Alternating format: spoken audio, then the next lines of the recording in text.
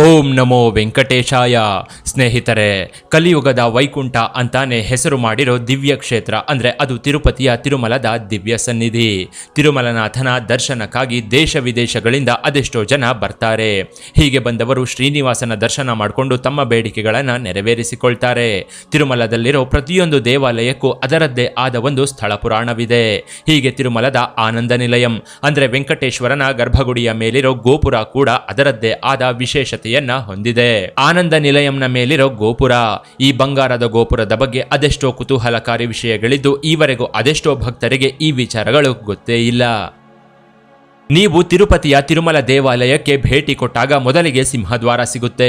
ತಳಿರು ತೋರಣ ಹಾಗೂ ಬಾಳೆಕಂದಿನಿಂದ ದಿನ ಅಲಂಕರಿಸಲಾಗುವ ಈ ಸಿಂಹದ್ವಾರವನ್ನು ದಾಟಿದರೆ ನೀವು ದೇವಾಲಯದ ಒಳಗೆ ಪ್ರವೇಶಿಸ್ತೀರಾ. 50 ಹೆಜ್ಜೆ ಮುಂದೆ ಬರ್ತಿದ್ದಂತೆ ನಿಮಗೆ ಧ್ವಜಸ್ತಂಭ ಸಿಗುತ್ತೆ. ಬಳಿಕ ಬೆಳ್ಳಿ ಬಾಗಿಲನ್ನು ದಾಟಿ 10-20 ಹೆಜ್ಜೆ ಹಾಕಿದ್ರೆ ನಿಮಗೆ ಆ ಸಾಕ್ಷಾತ್ ವೈಕುಂಠನಾಥನ ದರ್ಶನವಾಗುತ್ತೆ. ಬೆಳ್ಳಿ ಬಾಗಿಲು ದಾಟಿ ನೀವು ದೇವರ ದರ್ಶನಕ್ಕೆ ಹೋಗ್ತೀರಾ. ದೇವರ ದರ್ಶನವಾದ ಕೂಡಲೇ ನೀವು ಹೊರಗೆ ಬಂದು ಬಳಿಕ ಗರ್ಭಗುಡಿಯ ಹಿಂದಿನಿಂದ ಪ್ರದಕ್ಷಿಣೆ ಮಾಡುತ್ತಾ ಮತ್ತೆ ಬೆಳ್ಳಿ ಬಾಗಿಲಿನ ಮೂಲಕ ಹೊರಕ್ಕೆ ಬರ್ತೀರಾ. ಆದ್ರೆ ನೀವು ಸ್ವಾಮಿ ಗರ್ಭಗುಡಿ ಮೇಲಿರೋ ಚಿನ್ನದ ಗೋಪುರವನ್ನ ಗರ್ಭಾಲಯದಲ್ಲಿ ನಿಂತು ಒಂದು 5 ನಿಮಿಷವಾದ್ರೂ ನೋಡಲೇಬೇಕು. ದೇವರನ್ನ ನಮಗೆ ನೋಡೋದಕ್ಕೆ 10-20 ಸೆಕೆಂಡ್ ಟೈಮ್ ಸಿಗುತ್ತಷ್ಟೇ. ಗರ್ಭಗುಡಿಯಲ್ಲಿರೋ ತಿಮ್ಮಪ್ಪನ ದರ್ಶನ ಮಾಡಿಕೊಂಡು ಹೊರಗೆ ಬಂದ ಮೇಲೆ ನಮಗೆ ಆನಂದ ನಿಲಯಂನ ನೋಡೋದಕ್ಕೆ ಬೇಕಾದಷ್ಟು ಟೈಮ್ ಸಿಗುತ್ತೆ. ಅಂದ್ರೆ ಬಂಗಾರದ ಗೋಪುರವನ್ನ ನೋಡೋದಕ್ಕೆ 3-5 ನಿಮಿಷವಾದ್ರೂ ಟೈಮ್ ಸಿಗುತ್ತೆ. ದೇವರ ದರ್ಶನವಾದ ಮೇಲೆ ನೀವು ಹೊರಗೆ ಬಂದು ಸಣ್ಣ ಸಣ್ಣ ಗುಡಿಗಳನ್ನ ನೋಡಿದ ಮೇಲೆ ನಿಮಗೆ ಅಲ್ಲಿ ಬಂಗಾರದ ಬಾವಿ ಕಾಣಿಸುತ್ತೆ. ಅದನ್ನ ದಾಟ್ಕೊಂಡು ಸ್ವಲ್ಪ ಮುಂದೆ ಬಂದ್ರೆ ಸ್ವಾಮಿಯ ಗರ್ಭಾಲಯದ ಹಿಂದೆ ಬಲಿಪೀಠವಿರುತ್ತೆ. ಇನ್ನು ಸ್ವಲ್ಪ ಮುಂದೆ ಬಂದ್ರೆ ಅಲ್ಲಿ ಹಲವು ಭಕ್ತರು ನಿಂತು ಬಂಗಾರದ ಗೋಪುರದಲ್ಲಿ ನೆಲೆ ನಿಂತಿರುವ ವಿಮಾನ ವೆಂಕಟೇಶ್ವರನನ್ನ ಕಣ್ತುಂಬಿಕೊಳ್ತಿರ್ತಾರೆ. ಈ ಬಂಗಾರದ ಗೋಪುರದ ಎತ್ತರ 3 ಫ್ಲೋರ್ ಬಿಲ್ಡಿಂಗ್ ನಷ್ಟು ಹೈಟ್ ಇದ್ದು ಕಳಸದಿಂದ ಲೆಕ್ಕ ಹಾಕಿದ್ರೆ ಈ ಗೋಪುರದ ಎತ್ತರ 65 ಅಡಿ ಇದೆ. ಮೊದಲ ಫ್ಲೋರ್ನಲ್ಲಿ ತೋರಣಗಳು, ಲತಾಕಲೆಗಳು ಹಾಗೂ ಅಂಬುಗಳಿಂದ ಅಲಂಕಾರವಾಗಿರೋದನ್ನ ನಾವು ಗಮನಿಸಬಹುದು. 3ನೇ ಫ್ಲೋರ್ನಲ್ಲಿ 20 ವಿವಿಧ ದೇವರ ವಿಗ್ರಹಗಳನ್ನ ಕೆತ್ತಲಾಗಿದೆ. ಮಹಾಪದ್ಮ ಸೇರಿದಂತೆ ಅಷ್ಟಸಿಂಹಗಳು ಈ ಗೋಪುರದಲ್ಲಿ ಕಾಣಸಿಗುತ್ತೆ. ಆದ್ರೆ 2ನೇ ಫ್ಲೋರ್ನಲ್ಲಿ ಮಕರ ತೋರಣಗಳ ಜೊತೆಗೆ ದೇವರ ವಿಗ್ರಹಗಳು ಸಹ ಇರ್ತವೆ. ಈ ದೇವರ ವಿಗ್ರಹಗಳು ಯಾವುವಂದ್ರೆ ನರಸಿಂಹಸ್ವಾಮಿ, ವರಾಹಸ್ವಾಮಿ, ಅನಂತಸ್ವಾಮಿ, ವೈಕುಂಠನಾಥ ಹಾಗೂ ಅನೇಕ ವಿಷ್ಣು ರೂಪಗಳನ್ನೊಳಗೊಂಡ ಜಯ ವಿಜಯ ಸೇರಿದಂತೆ 40 ಬಗೆಯ ದೇವರ ವಿಗ್ರಹಗಳಿರ್ತವೆ.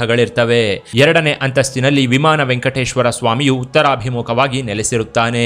ಪಕ್ಕದಲ್ಲಿ ಬಾಲಕೃಷ್ಣ ಮತ್ತು ಗರುಡ್ಮಂತರು ಹಾಗೂ ಕಲಿಯುಗದ ಬ್ರಹ್ಮ ಅಂತಾನೆ ಕರೆಯಲ್ಪಡೋ ಹನುಮತ್ ದೇವರು ನೆಲೆಸಿರ್ತಾರೆ. ಹೀಗೆ ಬೆಳ್ಳಿ ಕಟ್ಟಿನೊಂದಿಗೆ ಬಂಗಾರದ ಗೋಪುರದಲ್ಲಿ ಅಲಂಕೃತವಾಗಿರೋದೇ ವಿಮಾನ ವೆಂಕಟೇಶ್ವರ ಸ್ವಾಮಿ. ಈ ವಿಮಾನ ವೆಂಕಟೇಶ್ವರ ಸ್ವಾಮಿಯು ದೇವಾಲಯದ ಗರ್ಭಾಲಯದಲ್ಲಿರೋ ಧ್ರುವಬೇರಂ ಅಂದ್ರೆ ಗರ್ಭಗುಡಿಯಲ್ಲಿರೋ ಮೂಲ ವಿರಾಟ್ನ ಹೋಲುತ್ತೆ.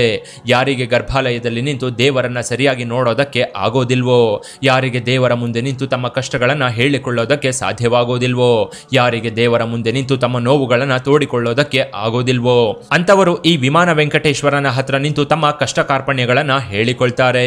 ಹೀಗೆ ಈ ವಿಮಾನ ವೆಂಕಟೇಶ್ವರನ ಹತ್ರ ನಿಮ್ಮ ಕಷ್ಟಗಳನ್ನ ಹೇಳಿಕೊಂಡ್ರೆ ಅದು ನೇರವಾಗಿ ಗರ್ಭಾಲಯದಲ್ಲಿರೋ ವೆಂಕಟೇಶ್ವರನ ಕಿವಿಗೆ ಹೋಗಿ ತಲುಪುತ್ತೆ ಅನ್ನೋದು ತಿರುಮಲದ ಅತಿದೊಡ್ಡ ರಹಸ್ಯವಾಗಿದೆ. ತಿರುಮಲದ ಯಾತ್ರೆಯ ಸಂಪೂರ್ಣ ಫಲ ಬರಬೇಕು ಅಂದ್ರೆ ನೀವು ದೇವರ ದರ್ಶನವಾದ ಮೇಲೆ ವಿಮಾನ ವೆಂಕಟೇಶ್ವರ ಸ್ವಾಮಿಯ ದರ್ಶನವನ್ನ ಕೊನೆಯದಾಗಿ ಮಾಡಿಕೊಂಡು ತಿರುಮಲದಿಂದ ಹೊರಡಬೇಕು. 16ನೇ ಶತಮಾನದಲ್ಲಿ ವ್ಯಾಸತೀರ್ಥರು ವಿಮಾನ ವೆಂಕಟೇಶ್ವರನನ್ನ ಆರಾಧಿಸುವ ಮೂಲಕ ಮೋಕ್ಷ ಹೊಂದಿದ್ದಾರೆ ಅಂತ ಇಲ್ಲಿನ ಸ್ಥಳ ಪುರಾಣ ಹೇಳುತ್ತೆ. ಇನ್ನು ತಿರುಮಲಕ್ಕೆ ಹೋಗೋ ಭಕ್ತರು ವಿಮಾನ ವೆಂಕಟೇಶ್ವರನನ್ನ ಸುಲಭವಾಗಿ ಗುರುತಿಸೋದಕ್ಕೆ ಅಂತಾನೆ ಬೆಳ್ಳಿ ಕಟ್ಟಿನೊಂದಿಗೆ ಬಂಗಾರದ ಗೋಪುರದಲ್ಲಿರೋ ವೆಂಕಟೇಶ್ವರನನ್ನ ಅಲಂಕರಿಸಿರ್ತಾರೆ. 1978ರಿಂದ 1982ರವರೆಗೆ ತಿರುಮಲ ಆಲಯದ ಎಕ್ಸಿಕ್ಯೂಟಿವ್ ಆಫೀಸರ್ ಆಗಿದ್ದ PVRK ಪ್ರಸಾದ್ ಎಂಬ ಮಹಾನುಭಾವ ಭಕ್ತರ ಅನುಕೂಲಕ್ಕಾಗಿ ವಿಮಾನ ವೆಂಕಟೇಶ್ವರನಿಗೆ ಅಂತ ಬೆಳ್ಳಿ ಕಟ್ಟನ್ನ ಹಾಕಿಸಿದ್ದಾರೆ. ಇದರಿಂದ ಭಕ್ತರಿಗೆ ವಿಮಾನ ವೆಂಕಟೇಶ್ವರನನ್ನ ಗುರುತಿಸೋದು ಸುಲಭವಾಗುತ್ತೆ ಅಂತ ಅವರು ಯೋಚಿಸಿ ಇದನ್ನ ಮಾಡಿದ್ದಾರೆ. ಈ ಸಲ ತಿರುಮಲಕ್ಕೆ ಹೋದ್ರೆ ವಿಮಾನ ವೆಂಕಟೇಶ್ವರನನ್ನ ನೋಡೋದು ಮಾತ್ರ ಮರಿಬೇಡಿ. ಇನ್ನು ಈ ವಿಡಿಯೋ ನಿಮಗೆ ಇಷ್ಟವಾಗಿದ್ರೆ ವಿಡಿಯೋನ ಲೈಕ್ ಮಾಡಿ, ಶೇರ್ ಮಾಡಿ. ಹಾಗೆ ಡೆವೋಷನಲ್ ಟುಡೇ ಚಾನಲ್ಗೆ ಸಬ್ಸ್ಕ್ರೈಬ್ ಆಗೋದನ್ನ ಮರಿಬೇಡಿ. ಆಧ್ಯಾತ್ಮದ ಬಗ್ಗೆ ಇನ್ನಷ್ಟು ಇಂಟ್ರೆಸ್ಟಿಂಗ್ ವಿಚಾರಗಳಿಗಾಗಿ ನಮ್ಮ ಚಾನಲ್ನ ವಿಸಿಟ್ ಮಾಡಿ ಅಂತ ಹೇಳ್ತಾ ಶ್ರೀ ವೆಂಕಟೇಶ್ವರ ಚರಣಂ ಶರಣಂ ಪ್ರಪದ್ಯೆ.